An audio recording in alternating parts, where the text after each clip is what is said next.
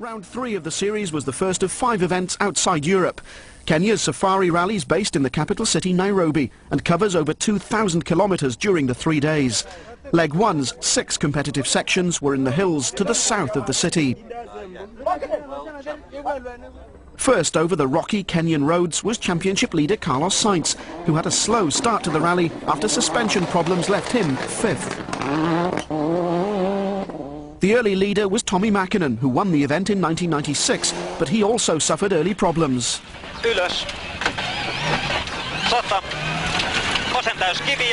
don't understand. Last year we had exactly the same problem with the brakes on the first section, and I don't understand why it can't be the same problem again. His teammate Richard Burns had a good start to the Safari Rally, setting the fastest time on the opening stage. Last year's winner Colin McRae needed to repeat that victory, but he was in for a shock on stage 2. Nigel, we have a puncture, we're going to stop and change. 6 right minus over crest and 6 left tightens the minus, rock inside. Both rear tyres had lost their tread, something which hadn't happened during testing. We had a bit too much camber in the car and overheated the inside of the tyre and the tread starts to come off, so we had 2 punctures. Teammate Piero Liati's day started no better when he suffered a broken shock absorber which cost him 10 minutes. Ari would like pass, please, 200 metres behind. 100. Okay.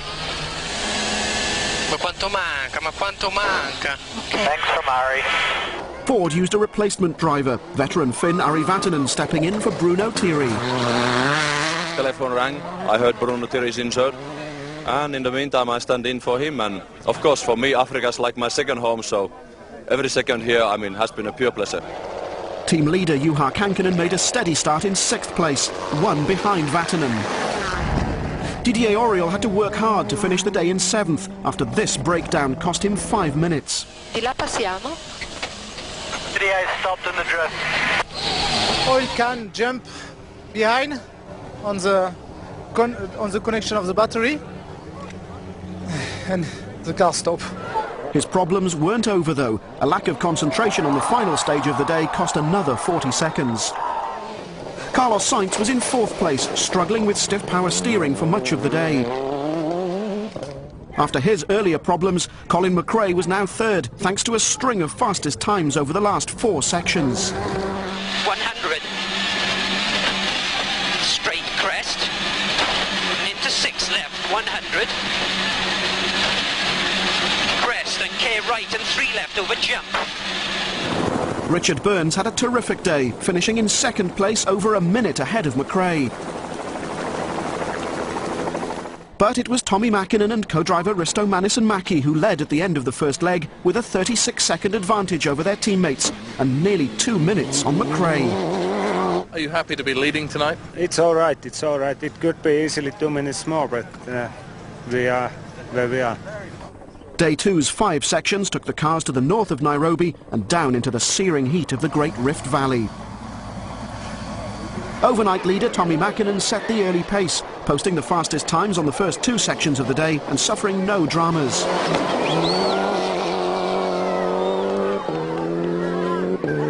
Not so fortunate was championship leader Carlos Sainz, who was the first casualty of the day when on the first section he made a rare error.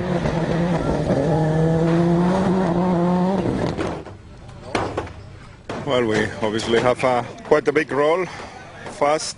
It was quite dusty at the beginning of the stage and missed one left bend in 5th gear. So. Richard Burns was another to run into problems early on leg 2. A slipping clutch delayed the Englishman throughout the day, frustrating his attempts to hold off McRae, who was now up to 2nd place. But there were problems ahead for the Scotsman, and he had to nurse the Subaru back to the service area.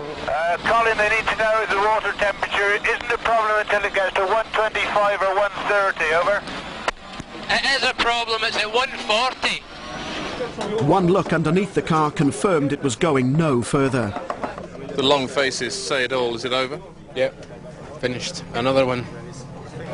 Colin's 2nd retirement in a row was a bitter blow for the Subaru team, but worse was to follow. Liati set the fastest time on stage 9, but on 10 he suffered a terminal problem.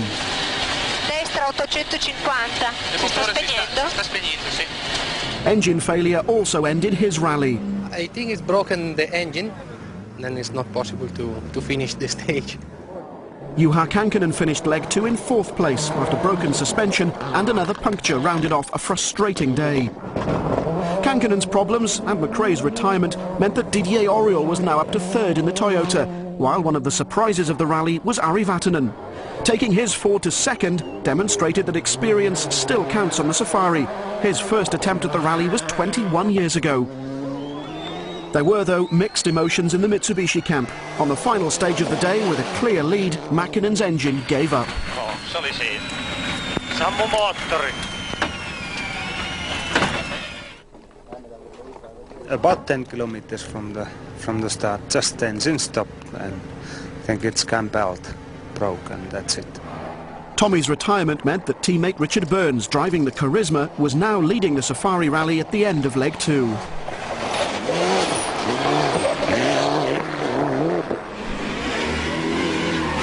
I don't know what times the Fords have done in the last section, but they were about 6 minutes behind. That was good enough for Colin last year to stay in front of me on the last day, so I can only hope we have no problems. The third leg was virtually identical to the first. 4 bush sections with a final visit to Ngong racecourse to finish off. Richard Burns set off into the Kenyan dawn, starting his day well by posting the fastest time on the first section.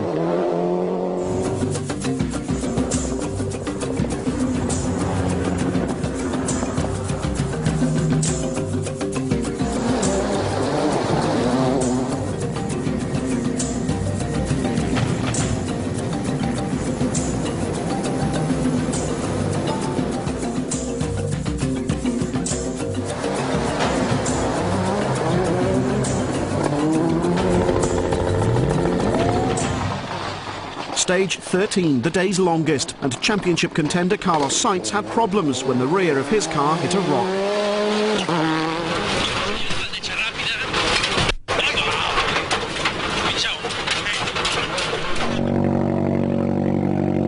Well, we have a broken rear shock absorber, you know, then we lost the suspension, then we lost all the brake discs. We have to take the tire out to try to continue in 3 wheels, but everything is destroyed now.